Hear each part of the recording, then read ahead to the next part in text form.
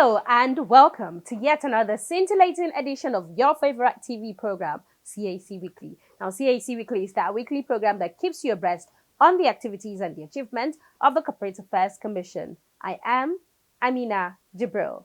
Coming up on CAC Weekly today, Nigeria Institute of Management gives thumbs up to CAC reforms and service delivery. Also, data collection and verification on Africa's first beneficial ownership register, BOR, comes under focus. Plus, we shall take you on the journey on how to register a company online on your own. All of this will be right after this break. Do stay with us. We are not stopping at that. There is a daily default penalty for non-compliance. And realizing that a lot of these companies are still in our books, some are actually doing transactions. We are collaborating with stakeholders, with other stakeholders like the insurance sector, the banking regulators, and other sectoral regulators to make it mandatory that for any licensing review or renewal of licensing, the entity must first and foremost update this information with CAC.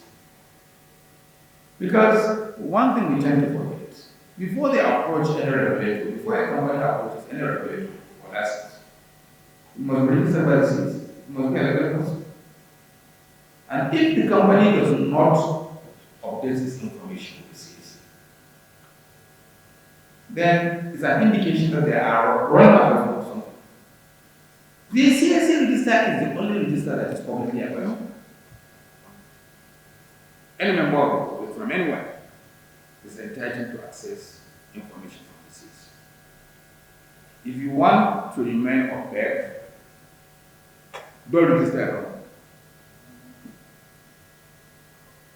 If you have a company, then the information about you and about your company is public information, and any member will public access.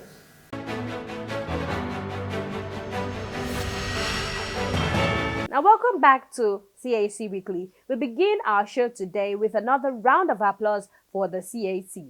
The Nigerian Institute of Management, NIM, has joined other Nigerians in applauding the reform initiatives of the Corporate Affairs Commission, CAC.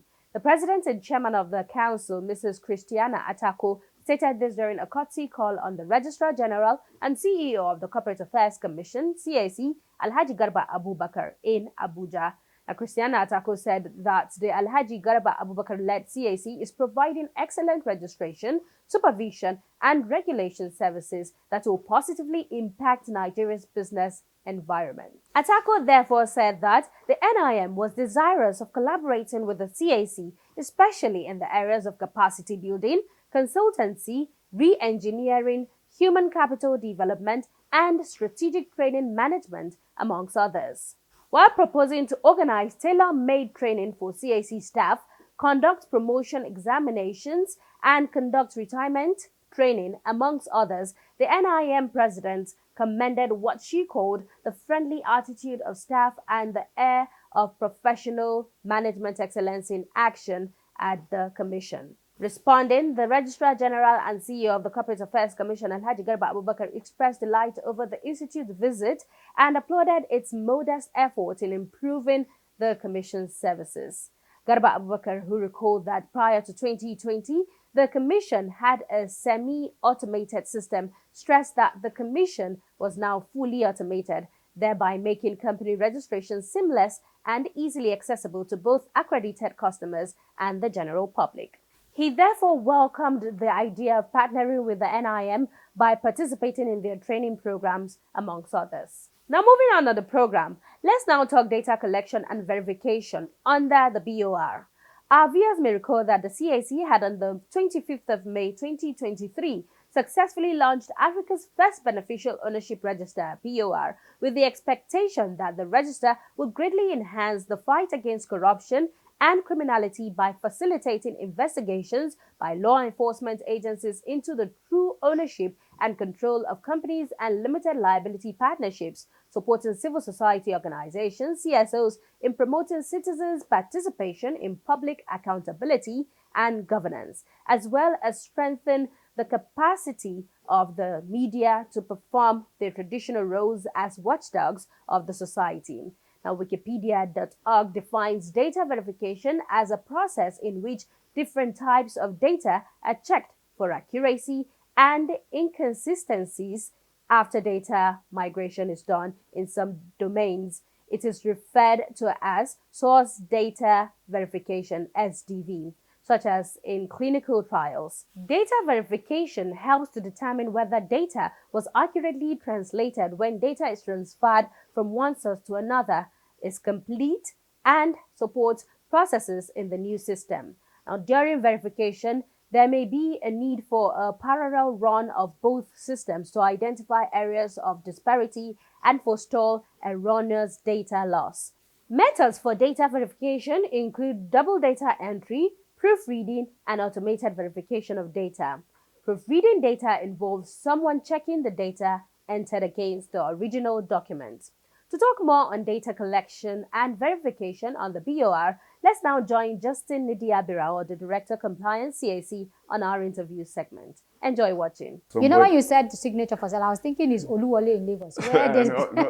Any top person in Nigeria signature is something they can really forge for you, from the presidency to governors to the central bank governor. They could do that for you anytime. No, when we talk of signature for sale, it's not forgery in this, in this case. Well, it's forgery in another way. But it's also false. Yeah. In the sense that sometimes those people that want to hide their identity enter into that type of arrangement with what we call the nominees. Yeah. So on the beneficiary register, you see a different person. But the person who actually checks the benefit is different. So technically, it's a situation like somebody is holding the horn of the cow, but a different person is milking the cow.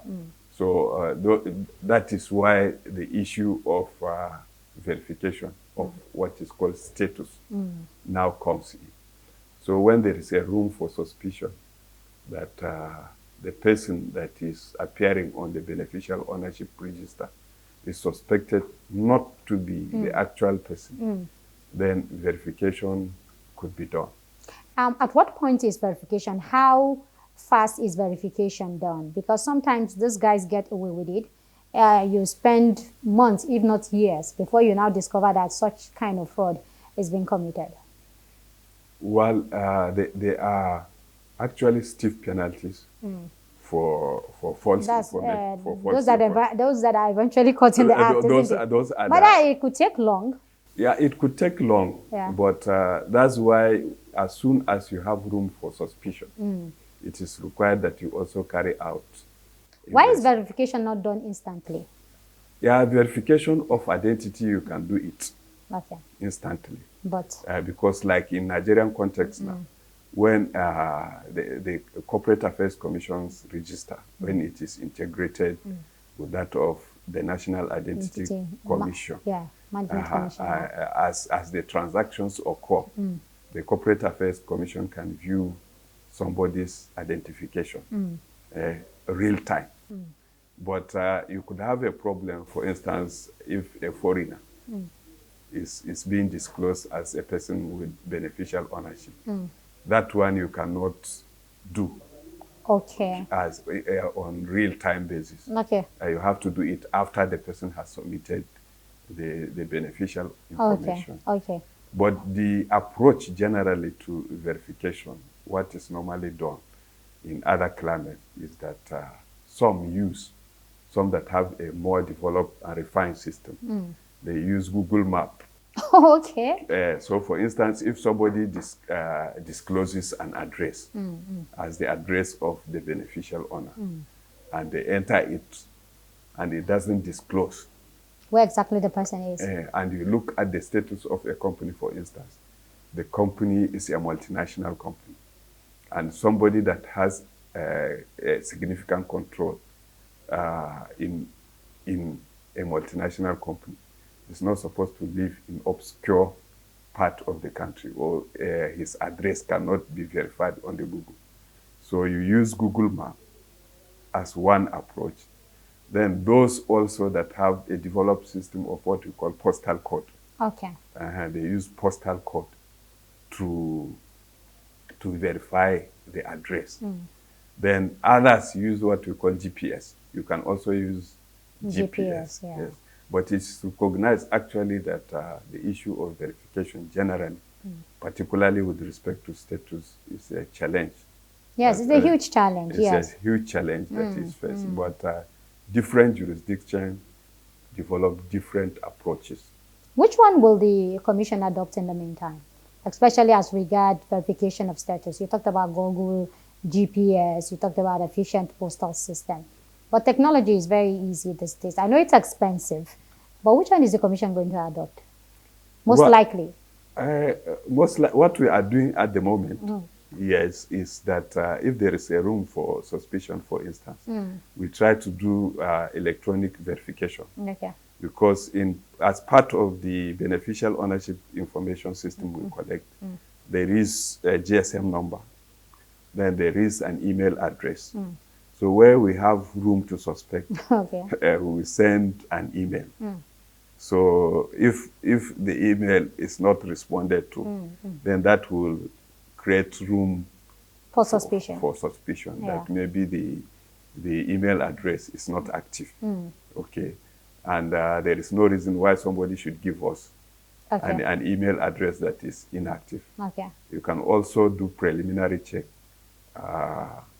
with the GSM number. You can send a text or call a person to confirm that that person is the actual and he has consented to being his personal details being filed with the commission. Okay. So if there is further room for suspicion, then you may need to go for physical verification. Okay. Yes, because there is room for physical verification. Okay. Yes. Okay. But the timeliness is what matters, isn't it? Yes, timeliness in this context may not be too material, because the idea of the beneficial ownership information is to actually encourage transparency and accountability. Yes. Okay, and to ensure also that people do not get what we call nominees now to act for them as beneficial owners. So if there is reason for suspicion, investigation can discreetly be carried out. Okay.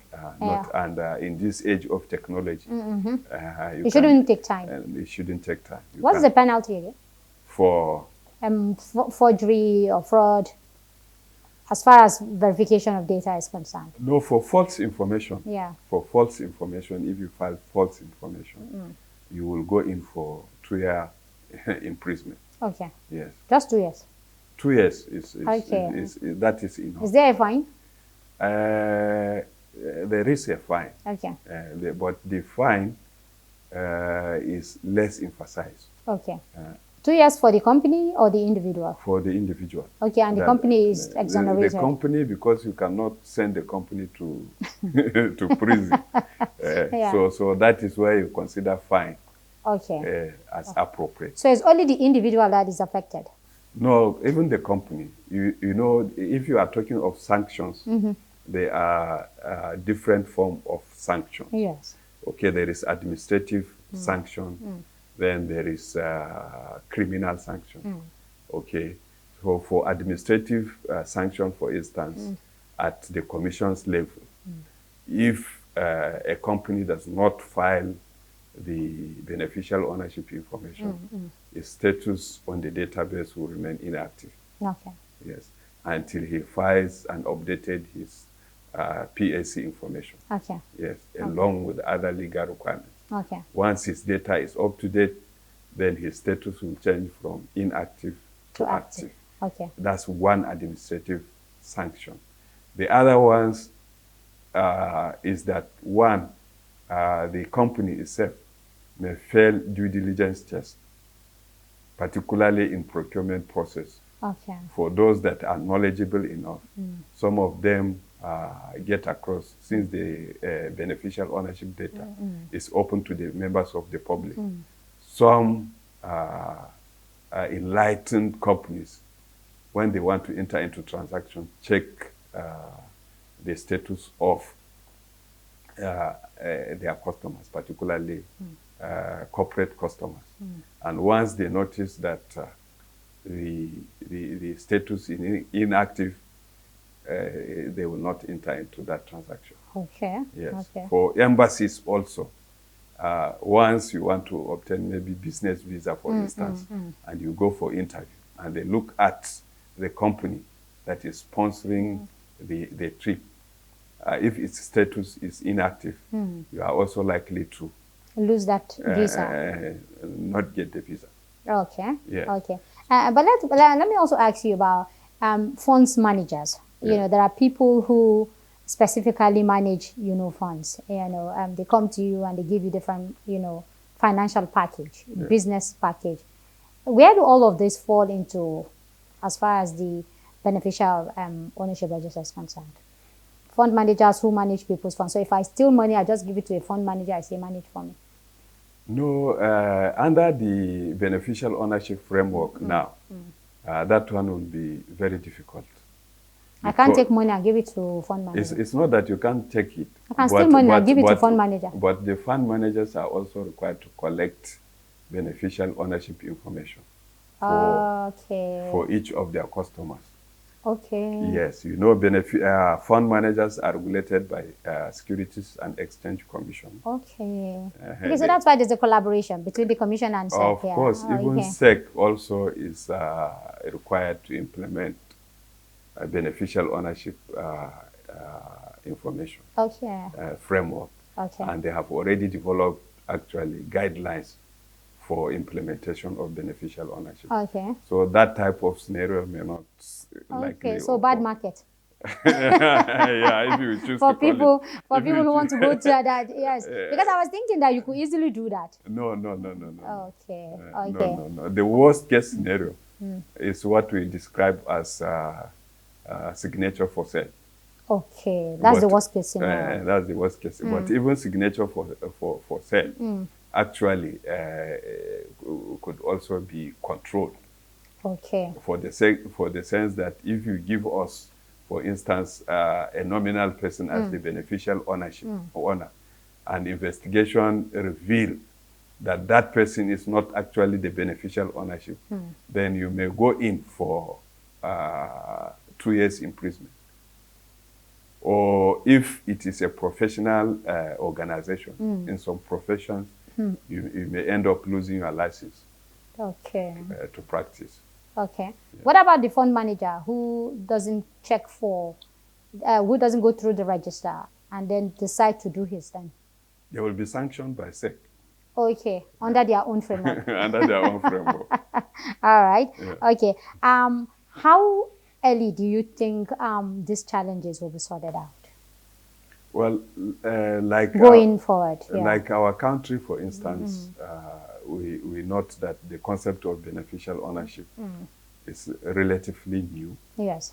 It would require a lot of enlightenment, particularly at what is described as the entity level. Yes.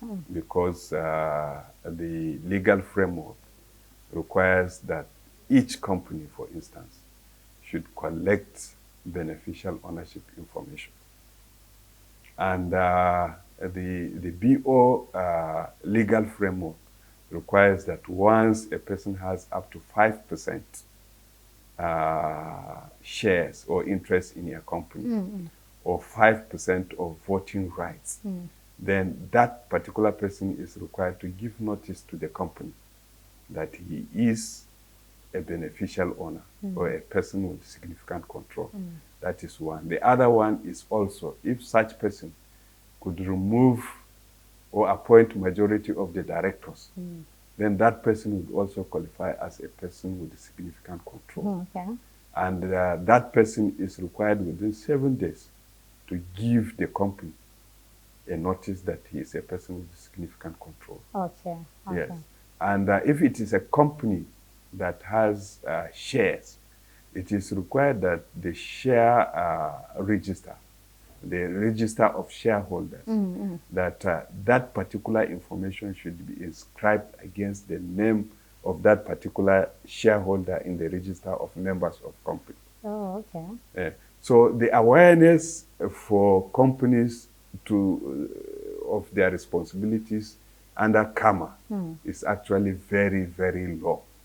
But we are expecting that going forward, particularly for registrars of public companies, that they should take note of the requirements of CAMA, particularly Section 119, that requires them to actually indicate PSC information in their register of members. Okay, okay. I know that companies that register from 2021 till date will not have a problem with that. Yes, that's true. Yes, they only need to update the information. Yeah, if there are changes in the information, then they should notify the commission. Okay, it's only legacy companies that need to catch up. Yes. Okay. Yeah. Okay. Now that the register has been launched, it's one of the best in the world and the first in Africa. What next? Well, what is expected is that it should be put to maximum use. Okay, because the register was not developed actually for its own sake. There was a purpose for which the register became compelling. And one of it is that it would help in accountability and transparency. Accountability and transparency. The other one is that it will help corruption. Okay, in the fight against corruption. Not only fight against corruption, but also money laundering. And financing of terrorism. So the register has fundamental importance. It is actually required that what is regarded as competent authorities should make maximum use of the register to fight corruption and terrorism. All right. Mr. Nidia Justin Birao, many thanks for your time as always, sir. Okay, thank you very much. Great insight there from Justin Nidia Birao. Let's now quickly show you how to register your company seamlessly online. Company registration. To begin, reserve the company name that you intend to register and then proceed to click on Start Registration to begin. Step 1. Enter the details of the company. Click on Save and Continue. Step 2. Add the objects of the company. Click on Save and Continue. Step 3. Under Articles of Association, you can either create your own Articles of Association or simply adopt the default Articles of Association provided. You can also edit each part of the default Articles of Association to fit your company's purpose. Click on Save and Continue. Step 4. Under Directors, enter the details of at least one director. If you want to hide your residential address from public record, click on the Hide Residential Address from Public Record toggle button. Click on Save and Continue. Step 5. Under Secretary, this requirement is optional for small companies and you may skip the step by clicking on the Click Here link button to proceed. However, if you wish to add a secretary, click on the Add Secretary button, enter the details of the secretary, and click on Save and Continue. Step 6. Under Statement of Issued Share Capital, add the share details and enter details of proprietor and click on Save and Continue. Note, you must allot the entire issued share capital. Step 7. On the persons with significant control, enter the particulars of the person with significant control of the company. Step 8. Under Statement of Compliance, if you are an applicant or an accredited agent other than a legal practitioner, fill in your details and click on Save and Continue, or you can skip this step. Under Document Upload, scan and upload all the documents labeled Yes under the If Required column, and where the documents labeled Optional applies to you, please scan and upload to avoid a query on your application. Click on Save and Continue to preview. Step 9. Preview your entries and if satisfied, click on the Proceed to Payment in order to make payment. Remember to remain on the remitter page after you have received a confirmation of payment. Step 11. After payment, you will be redirected to your dashboard where you will make payment for your stamp duty. After making payment, your application will enter the pending panel on your dashboard under registration. When your registration has been approved, your certificate will be automatically generated on your registered panel, where you can download and print it.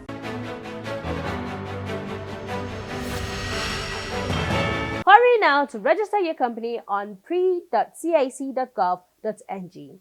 And that does it for this week's edition of the program CAC Weekly. We do hope you enjoyed watching. Remember, for comments and inquiries, you can please take advantage of our social media handles and our call center.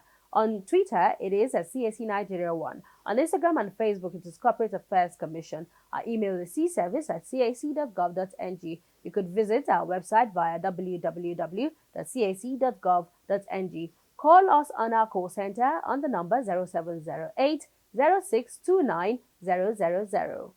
Do join us again next week for another interesting edition of the program CAC Weekly. Same time and same station. I am Amina Jibril, saying bye for now.